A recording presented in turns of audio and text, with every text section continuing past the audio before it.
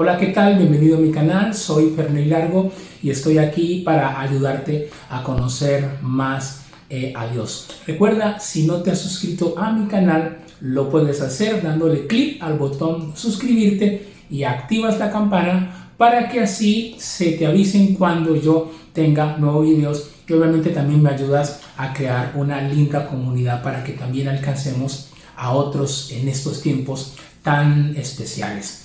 Bueno, hoy es viernes y ya se ha vuelto una costumbre desde que reactivé mi canal regalarte una reflexión, ponerte o a llevarte a pensar acerca de las cosas que están pasando en el contexto de Dios.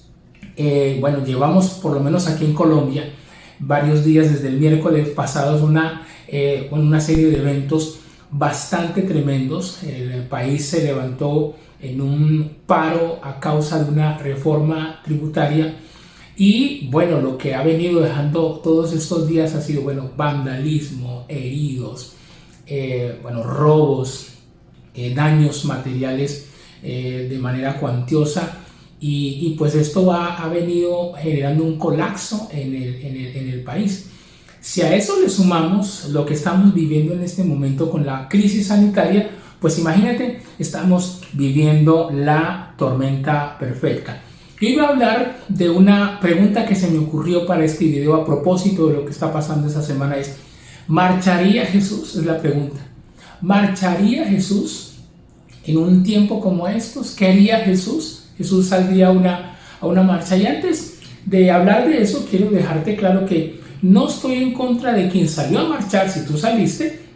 No estoy en contra de quien no salió a marchar si tú no saliste. Personalmente, yo no salí a marchar, aunque quiero dejarte claro que en otras ocasiones he participado de otro tipo de marchas. Pensando en esto, mirando las noticias, me encontré con un meme que mostraba aparentemente a Jesús caminando en medio de la marcha, y el meme decía: esto está tan, y alguna palabra particular, que hasta Jesús está en la marcha. Y pensando en esto, yo me puse a meditar. ¿Y Jesús? ¿Realmente Jesús marcharía? ¿Jesús se levantaría contra un estado corrupto? Y yo quiero regalarte un pasaje bíblico que está en Mateo capítulo 22, 16 al 17. Dicen: Maestro, sabemos que eres veraz y que seas la verdad del camino de Dios y que no te dejas llevar por nadie, pues no haces acepción de personas. Dinos, por tanto, ¿qué te parece? ¿Es lícito dar tributo al César o no? La reacción de Jesús fue conocida. Dice: conoció la malicia de ellos. Les dice: ojo, ¿por qué me tentáis, hipócritas? ¿Cierto?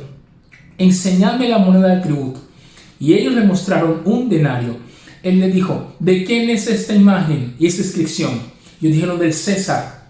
Entonces le dijeron: dad a César. Él les dijo: dad a César lo que es del César y a Dios lo que es de Dios. Interesante, porque a Jesús le hacen una pregunta acerca de quién dar. Es una pregunta que tiene una cáscara y un doble mensaje. Era para ver Jesús qué opinaba, cómo iba a reaccionar. Recordemos que cuando Jesús aparece en el escenario, pues está nada menos y nada más que el Imperio Romano, que era corrupto. Cualquier parecido con la realidad es pura coincidencia. Le hacen la pregunta a Jesús, pero Jesús no se mete en esa discusión, sino que dice: mire, no nos vamos a complicar. Dad al César lo que es de César y dad a Dios lo que es de Dios. La pregunta es: Jesús, ¿por qué? ¿Por qué Jesús respondió de esta manera? ¿Sí? ¿Por qué dijo: dad al César lo que es de César, a Dios lo que es de Jesús? Y uno se pregunta: ¿Jesús entonces era un cobarde? Jesús era cobarde, no fue capaz de irse contra el César. O uno diría: Jesús le tenía miedo al establishment, o Jesús de pronto no era capaz de enfrentar a Pilato. Y yo quiero de entrada decirte que no es así. Jesús no era ningún cobarde. Tú y yo sabemos lo que hizo por salvar el mundo, ir a la cruz. Ningún cobarde hace eso. Jesús fue totalmente valiente. Luego, digamos, esa premisa queda desmontada. Jesús no respondió: denle al César lo que es del César, como para zafarse de esa pregunta porque tenía miedo. Vamos a mirar que hay algo mucho más allá, porque a mí me llama la atención cuando tú lees los evangelios, que Jesús nunca, digamos, le dijo a los apóstoles, bueno muchachos, vamos a levantarnos contra Roma, vamos a levantarnos contra el César. Y antes de que me digas cómo así, pero hay que reclamar, yo quiero pedirte que me des unos minutos para contarte, creo que cuál es el método que Jesús elige para transformar a las personas, o por qué no, claro que sí, para transformar a una nación. Y entonces, cuando nosotros vemos eso, nos damos cuenta que no, que Jesús no está valiendo, no es un cobarde, porque yo te pregunto, ¿Jesús quería el cambio? Claro que lo quería. Claro que Jesús quería el cambio. Claro que Jesús quería el gobierno de Pilato, no lo quería. En un pasaje que está en Lucas capítulo, dame un segundito, ya te busco exactamente, Lucas 13:31, le hablan de Herodes que viene contra ti. ¿Y sabes cómo Jesús le dice a Herodes Antipas? Le dicen, díganle a esa zorra. ¡Wow! Díganle a esa zorra, Jesús. O sea que Jesús no está de acuerdo con el establishment, no está de acuerdo con el gobierno, no está de acuerdo con Roma, pero es interesante que Jesús no elige levantar un pueblo en contra del Estado.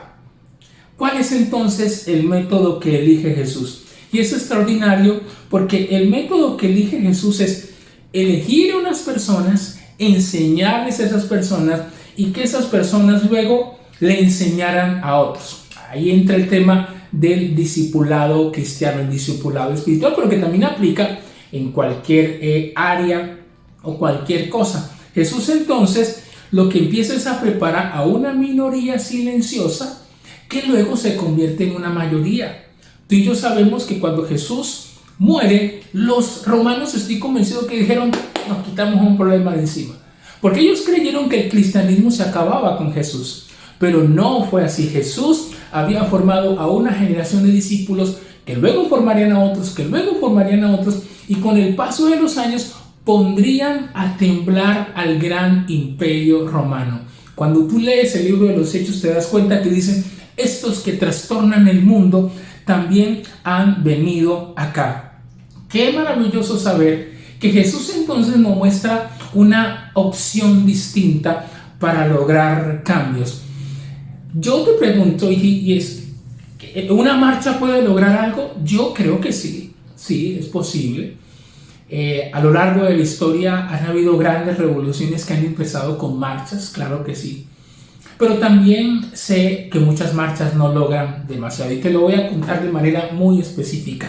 En el año 2016, muchos, y me incluyo, salimos a marchar porque en el país se iban a introducir unas nuevas ideologías, las famosas cartillas, y entonces empezaron campañas como con mis hijos no te metas, y por lo menos en Colombia y en varias partes de Sudamérica se movilizó la gente en contra de eso. Inclusive aquí en Colombia la ministra de Educación, si no estoy mal, pues salió a causa de esa marcha, y esa marcha aparentemente logró una victoria, pero te quiero decir que no. 2 años después, con el tema del proceso de paz y también con todo este proceso a nivel gubernamental, entonces hoy yo te quiero decir que en nuestro país ese tipo de ideología entonces ha incursionado fuertemente, ¿no? Tiene que ver con la ideología de género, tiene que ver con todo este tipo de tendencias que hoy estamos viendo y que es una agenda que se está cumpliendo a nivel global. Entonces marchamos en el 2016 y aparentemente creímos que habíamos ganado. Pues te quiero decir que no es así, ¿cierto? No es así. Si investigas un poco te vas a dar cuenta que ya en Colombia pues ese tipo de dinámicas está bastante vigente como tal y cada vez está dando pasos agigantados tremendamente, porque una marcha no logró eso. Entonces la pregunta es, ¿cómo es que Jesús nos enseña que se pueden lograr cambios? Porque, a ver, esto que está generando que nos dividamos. Nos dividimos entre los que salen, y los que salen se enojan por los que no salieron, y los que no salieron se enojan por los que sí salieron. Familia, no nos podemos dividir más.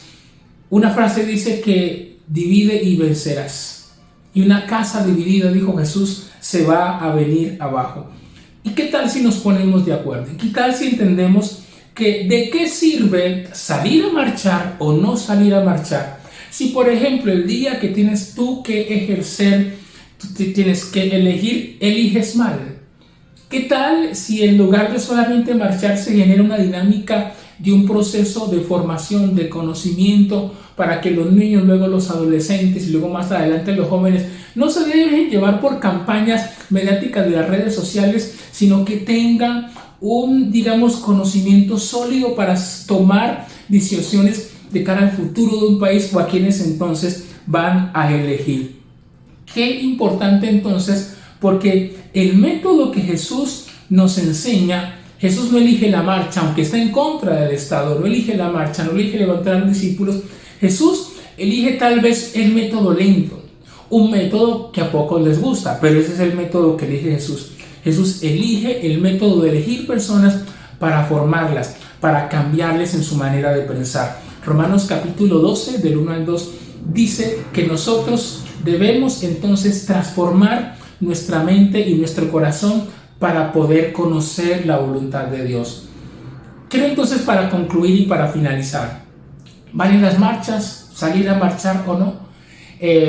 A veces se logra y muchas veces no se logra nada. A la pregunta del título del video, ¿marcharía Jesús? Creo que Jesús no lo haría. Jesús estuvo en un estado tan corrupto como el que estamos viviendo, pero Jesús eligió cambiar el estado desde otro punto de vista, formando, eligiendo personas, preparándolas, llevándolas a que experimentaran un nuevo nacimiento y que esas personas luego transformaran a otras. Así fue que fue derrotado el Imperio Romano. Y creo que así es como una sociedad puede cambiar, cuando asumimos un compromiso con el presente, pero también con el futuro. Si tienes hijos, ¿qué les estás enseñando a tus hijos?